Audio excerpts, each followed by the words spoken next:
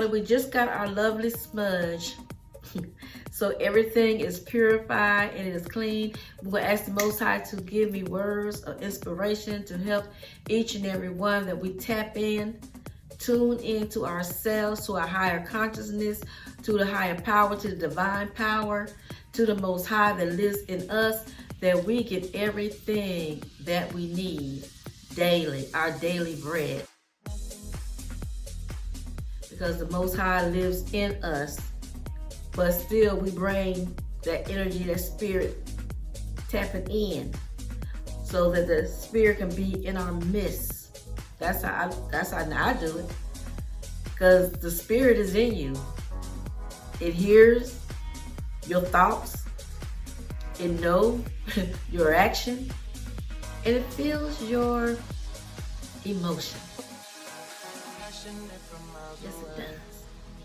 So I do thank the Most High for his wonderful gifts, his love, and every great thing that it has brought into my life, where I can also just share with everyone else and hope they get valuable tips to help them and to help understand their spiritual gifts.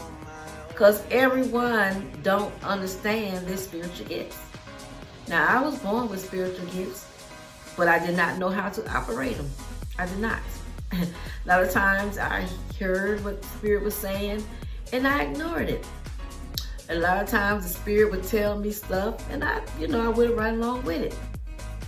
But still not really understanding exactly the role that I'm supposed to play. Now, the role that I'm supposed to have played in my life is the role I'm playing now, because it's in divine time. And maybe if I would have did something different, I would not have went through all of the experience that I have went through to help someone else out. So the Spirit does deal with everyone different. Everybody's gift is different. Everyone's talent is different. So we are to elevate and uplift each other, either with words, with deeds, with healing and blessing, or just being a wonderful, ear to hear what someone has to say. Now, everybody can't handle that, right? But everybody calling is different. So I do thank the Holy Spirit, the Most High, for working and being patient with me as I grew into my spiritual gifts. So the other week, the Spirit told me someone passed away. And I was going to ask my daughter about it. And then I was going to ask somebody else about it. But then I was like, now I'm just not going to say nothing about it. I'm not going to say nothing about it. So my daughter, she brought it to my attention. And she was like, so-and-so passed away. And I told her I already know. The Spirit had told me that morning. So the Spirit deals with everybody different. But realizing that a lot of times when we are growing spiritually and we are in tune and intact, it might have was a time in my life that if I told somebody something, because things always happen for me, to me, to help me, and to be an inspiration to somebody else, regardless if someone reject what I said and said I was kind of crazy, or they didn't understand what I was talking about because it wasn't on that level. So sometimes the Most High will give you something, and you, me, Nefertiti, I was taking it as showing someone else how the Most High, God, works, or how, the Spirit moves. And a lot of people didn't believe what I was saying. So I was called crazy for a long time.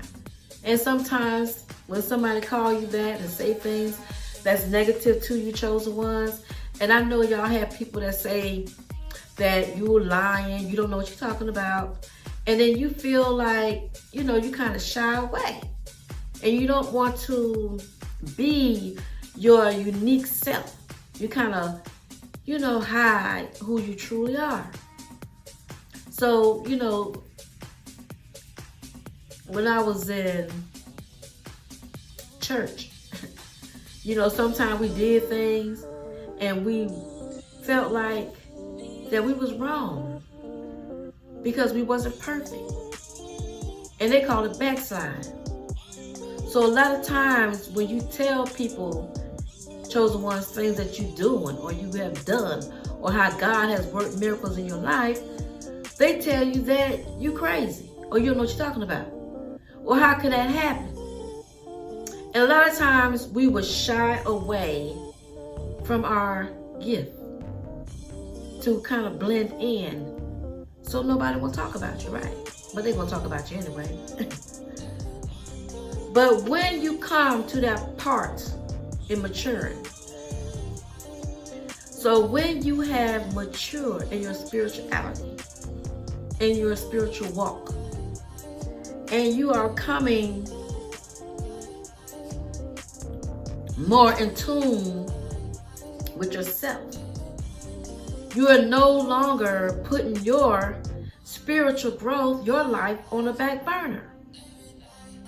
Yes, we all have done that. We all have tried to blend in with the crowd, or try to blend in with the family, or try to get in the social circle. I call it being a doormat, because you're not being your true self.